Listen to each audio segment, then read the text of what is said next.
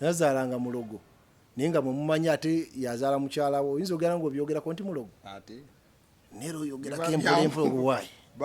tulina ekizibu oba oyinza okutulagirira ew'omusawo enkola y'ekibiina ekiba kisukkulumyemu n'abakikulembera esalawo nnyo ku byobufuzi ebiba biddako mu kiseera ekyo biba bitambula bwe tunazzaako akatambi emabega emyaka 15 emabega kyali kifuuse enkola nga buli by-election ebeerawo bwe ziba 10 NRM wangulako 2 8 guba gwa opposition enkola yabeerangawo abaaliwo mu kiseera ekyo bakkirizanga amaanyi gaabwe n'obunafu bwabwe ne bakkiriza okukola n'abalala mu ngeri y'okuwuliziganya olw'ekigendererwa nti kati wano katusuuze NRM. Oli ku YouTube channel agaliwo tuula kalira emboozi egw'amakerenda. Wabaddewo akalulu gye buvuddeko ak'ekisolo abantu bakataddeko nnyo amaaso olw'ebbugumu eribadde mu campaign n'abantu ababadde beesimbyewo. Bantu ki abakataddeko amaaso?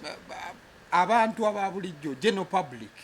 Are you sure? Yes. Abadde bakatunuulidde nnyo kati oba tomanje mbadde oba tobaddeeyo nze nkugamba. So akalulu k'ekisolo yabadde by election omukyala Sara Mateke yava mulamu obwensi eno kati ekifo ekyo baadde balina ogenda maaso n'okuba nga bakola ki bakijjuza. So NUP yaliyo ng'amaanyi ogalabira ddala mangi mukaddeke kamu ne mwami Museveni najja ku side ya NRM n'abalala twabaddeko ne UPC twabaddeko FDC ne tubeera ne PPP mu baagenda maaso n'okuba nti beesimbawo. Ekindeesezza topic eno njagala kwogera ku by elections in line ne opposition mu buufu ofaananako bwe bityo. Tugenda omaliriza ng'owa independent in quotes awangudde. Lwaki quotes? Because bamu makada ya NRM oba teyagifuna mukamyo yabadde wa independent so siri quotes. Masagala musiriwaze bantu yabadde wa independent ne yabadde ne flag NRM yabadde nayo. Era wa independent ye akawangula n'emitwalo 5 bweddu eyakwata ekyokubiri yo wa NRM yafuna emitwalo 4,400 then yakwata ekyokusatu yali wa NUP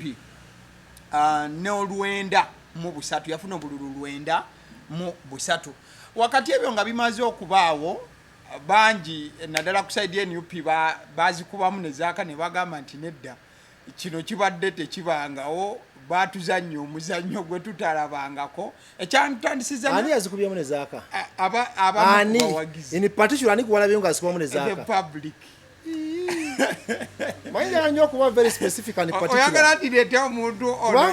kuba ina biwalabye bayalonga nti Matovu ne Senkabirwa ne n'abalabye nga bagamba tebakkiriza sijja kumentioninga abantu mulayini but wogenda maaso n'okuba nti otunuulira bangi ekyandandisiza n'akagambo kali in court bye byabadde oluvannyuma nga bagamba batuzanye ekisembeza oli owa independent naye yabadde wa NRM nedda batulimbye ekibuuzo ani gubalimbye abantu nga bagamba nti byoyoga tebigatta bulungi bigatta ate gweyoga ne yali soba kale ngamba batuzanye kifiiriza kisembeza kifiiriza nti oli naye bamutwala nti amaanyi agamu ku maanyi ge yabadde nago okimanyi nti bigambo byoyogera waliwo bonafuya oyo ndi ebigambo byeyogera bina bye binafuya practically mbadde simanyi kubanga bwongamba nti batuzanye nga saategedde nti n'oli NRM nono NRM nga ndi muntu mukulu nagenze mu kalulu kwa simanyi nti oli NRM nono NRM bamo oli bamumyewo mikadi oyala kakasa nti kituufu NUP kyabadde gamba manyi mbeera very cautious me I did that story mbeera very cautious nga njagala okwogera ku nsonga naddala ezikwata ku side yaffe y'opposition. Yes sir. Si nkola yange okunafuya because I'm part of the game. Yeah. Era bwabeerawo ekitatambule nange nvunaanyizibwa nga tekyatambudde ebitundu 10 nvunaanyizibwa kuba tewali nsonga kisaali kisolo. Yes sir. Bwe mba nange njagala nkyukakyuka naye saaliyo kuba ntegerekese. Yes sir. Lwakuba tolina kibuuzo kyombuuzizza. Point yange yabadde ku by elections mu buufu obwo anti essaawa zino lwaki opposition wobanga otunudde mu by elections zitambula wano nawali opposition ebiseera ebisinga eremereddwa nnyo okuba nti evaayo n'obuwanguzi ensonga nnyangu ate enzibu ngenda kusaba olukusanyigeko ku kiwundu katono naye era ngenda kuteekawo disclaimer nawe nabadde ne mbagamba nti byogerwa mpola ng'akuzaalira omukyala aloga yazaalanga mulogo naye nga bwe mumanyi ate yazaala mukyala we oyinza ogera ng'obyogerako nti mulogo naye oyogerako empola obuwaayi tulina ekizibu oba oyinza okutulagirira ew'omusawo bya mpola kale olw'okuba ndi opposition sijja kumansa nnyo ntungo naye ate nja kwogerako kuba tulina okwetereza natandise nkugamba nti buli lutabaalo lubaako omugabe era gwe tulina olwaleero negamba nti mu nkola entuufu omuwanvu akakkanako n'awuliriza wansi omuntu kyagamba tulina opposition parties nyingi mu Uganda naye buli kiseera wabeerawo ebeesukkulumye there was a time nga FDC yetwala there was a time nga DP yeri waggulu now FDC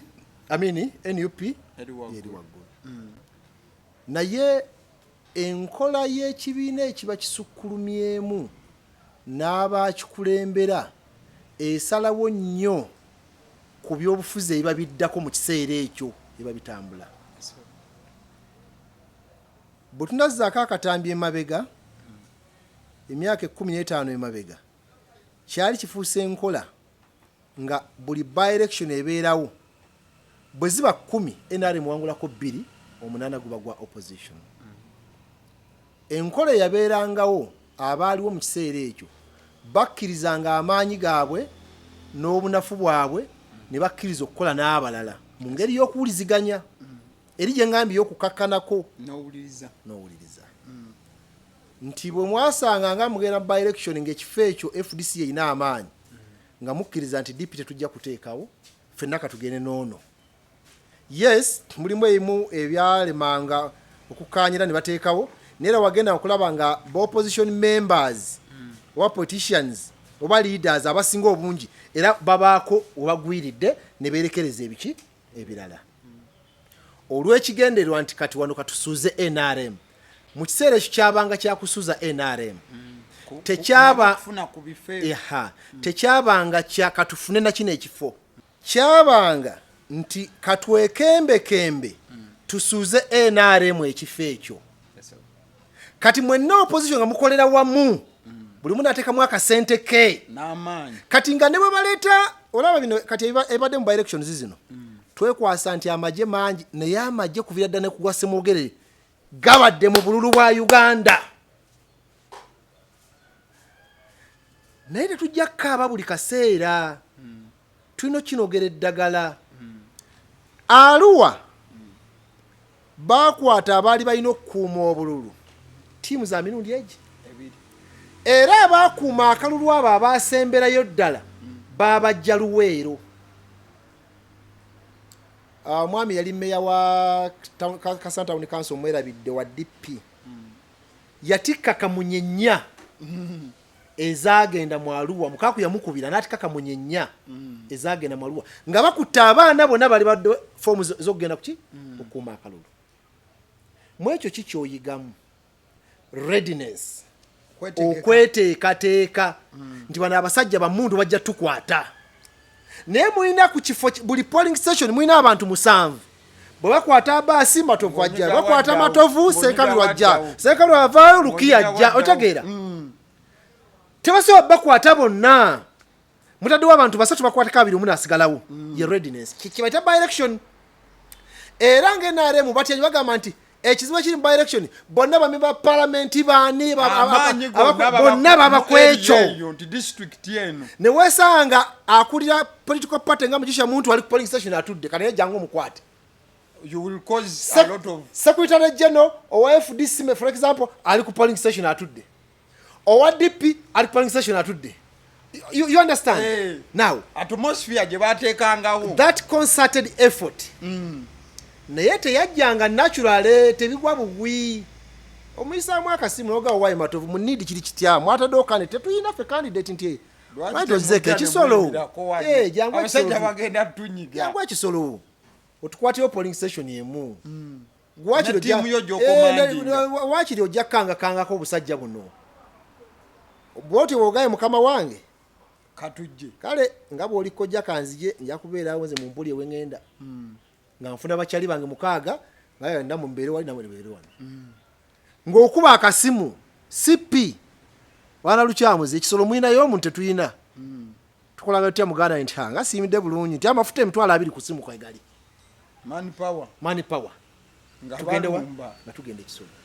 ekyo ndese kyakulabira ku kya kuma bukumi kaki kalulu singa twagenze Kisoro PPP UPC FDC DP ne tukiza tubane candidate omu kubanga twabadde sure 100% nti waliwo opposition adasobola kuwangula kaluka Kisoro ekyo kyabadde kiri very sure naye nga tuli very sure nti tusobola okutwala message yaffe eya change n'okunyeenyaamuko nze siri ku bya kunyeenya tompa byawe ebyamu bya kiyayi nze siri mu byafuzi bya kunyeenya era woli bya kunyeenya nstompitanga message bwetuuka mu bantu twaba tusobola okufuna obululu omutwalo nga tetuwangudde kalulu naye tufunye abantu omutwalo abakkiririza mu member wa opposition gwe tutaddewo kitegeeza message bagifunye era babawulidde kati mwabo omutwalo osobola okukenenulamu 1000 emmeka zoritaininga mu mutwalo okenenulamu 1000 emmeka zoritaininga zojja okukozesa n'okutraininga zitalage district yonna because mwami Kyagulanyi bwe yesimbawo mu kaluka 2021 yafuna obululu 7 Ekisoro Museveni afuna buli mitwalo 9 meaning nti NRM y'amaanyi ne mwali mugijjeko akasanvu kano mukakuumye mutya okasigaza oba kale ofunako ennya awe wali science ennya zino bw'ozikwata ne zitwala enjiri okimanyi nti oyinza bayingira 2 kati mu gaapu etaliiyo bw'omuyingiramu 2 ng'omulimu 2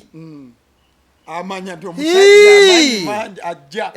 because mu territory ye omulimu mmeka omulimu egi kyabadde tasuubira bw'ogattaawo n'ogenda e Ruhama gy'olowooza nti olinayo abantu 5 naye n'omuyingiramu n'omufunamu 3 mu territory ye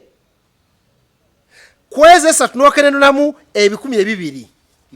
ate ebiddemu okutalaaga kati mu kino kye tuba tukoze tuba tutunulidde politics atali wakaakati tutunulidde enkya bwe lunaaba kubanga 2026 akubye koodi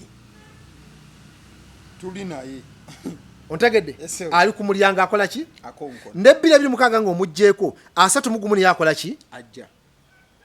can you plan for 2031 kubanga obuzibu bwe tubenda mu opposition tuplaninga nnyo ebyakaakati omusajja agenda n'atagenda ne mutandika okugenda mwaka ku mwaka nga buli mwaka aba agenda naye nga yalayidde leero ne mutandika muogo omwaka alina okugenda n'atagenda n'oguddako alina okugenda n'oguddako before you know nga abatutte emyaka 10 mu byokwesimbawo naye singa mwalina that long term plan omutwalo ne mukenenulamu 2,000 ne mugutraininga ne muguzaayo ne gubafunira emitwalo 2 ne mujja mwaka 8 kabafunira emitwalo 6 eyo period ya myaka 5 span mugenda okuddamu muyingiza mu kintu ng'alowooza mbu gyaliyo Katonda wange abaana bagambye mukawedde mudda naye olwaleero tukola kati kino ekiriwo kino which is wrong so ekyabadde Ekisoro twalakinga strategy ne tulowooza nti buli omu asobola okugendayo ku lulwe ne twerabira kye tugenda okujjayo ne twerabira n'ekifaananyi ekinene eky'eggwanga twali very sure nti wali opposition agenda kuwangula kalulu so kino tulina okukola kwekembake bwetugaa nti bannaye guys you know what FDC UPC PPP yes NUP mbasinzayo amaanyi nange siri wa amaanyi ne mmwe mbasinza okay mbasaba mukkirize fena tunudde ekifaananyi kiwawamu kya change tukoyininga emesagi yaffe era egenda kuba bweti tugiwa abantu kino kyetubaguza kyetubawa waakiri tufune obulungu omutwalo guki message eba etuuse naye kati fena twagenze gujubanya kifo era ebaddewo ne by-election zonna ezibaddewo NUP candidate waayo mubeerako yokka FDC nebeera kuwaayo DP nebeera kuwaayo mwene mubunzika bakubye gundi NRM etutte mpozi edokolo egunde UPC yewangudde w'emirundi ebiri naye girabye nga UPC era ensolo yayo giyiga yokka terinako efforts za DP oba za FDC oba za NUP ontegedde bulungi kati bwekyo baba bamaze okukitwala yekka tewaliwo mpuliziganya eno kiba kizibu naye so singa twagenda UPC gyewangudde NUP netateekayo muntu newagira UPC yes UPC ewangudde naye nga mwetaba mu kalulu kaabwe mu kubawagira okimanyi tebabawa ekitiibwa tiwaayo basajja baatuwagira ate batubeererawo eneno batubeererawo kati bw'obayita nobagamba kati naffe ekisolo mutubeererewo oba mutubeerere eno bakkiriza era bamwe ava kwekyo nobagamba naye kati mumanyi twagala kgenda mu ntegeeragana tuteekewo candidate omwomu buli muntu walina amaanyi bajja kiwuliriza kubanga okibalazeeko nti you can also work with them toyogera byogere practical bikoze ki obikoze kakati ebyo nno bigwa mu bano bafuutu soja tana kyatugamba bonna be bamu but that is a political strategy esobola okufunisa bano banidi basipi bajema bani ne babeera behind you and that loyalty yes akulembedde olutabaalo kyeyeetaaga bw'agamba nti ffena tugenda kukola activity yakusaba misa countrywide tusabira bannaffe batta nga ne need ejajjeetabamu jema ajja kwetabamu message ebeere ki emu nga ya mukatuliki naye kati bali baba bakungubagira abaabwe nze onsanga ndi mu baala ndi mukunywa bbiya mbirabira ku TV bambi bakungubaze ndi ku bbiya nfuuwa gamba ninganganza agamba mbu tebinkwatako ndi kungubaga olwange bwe bakuba mwami Kyagulanyi Akakebe gadde malala no badde banonyayo ki tebinkwatako bakwata Besigye nga bamutwale naye aludde yadde anonya kimu ebyo bamutwale banakwata kabulete niye yadde ebyo obusosoza abigera byaki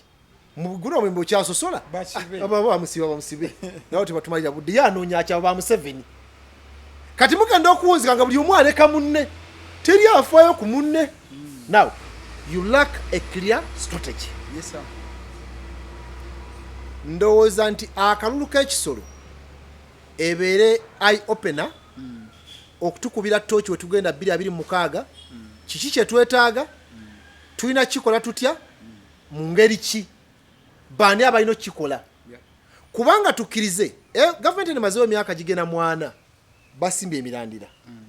balina sente nyingi nnyo balina amasasi mangi nnyo balina amakomera tegajjula agaabwe balina obwa security bungi nnyo obupoliisi bwabwe obw'amagye bwabwe kati ate bw'omala ebyo byonna ogenda okulaba ng'akulira amagye akulira poliisi akulira semwayi akulira iso akulira prison bonna bava ku kyalo kimu kyewaffe eri ekitanga ekyajubira gye bava tolina kyobagamba n'enguzi tebajja gira kubanga balwanirira kyabwe bali mu kintu kyawaka gwenzigyewo negamba tubbe ekimanyi kyakitawo n'okkiriza ng'ate omanyi gwogenda okisikira oyinza okuzikiriza nti twaleka 5 ku 10 ng'ate omanyi gwogenda okisikira otegedde kati abali mu security bonna bava kyajubira bwe baba balwanira interest z'ekyajubira byabwe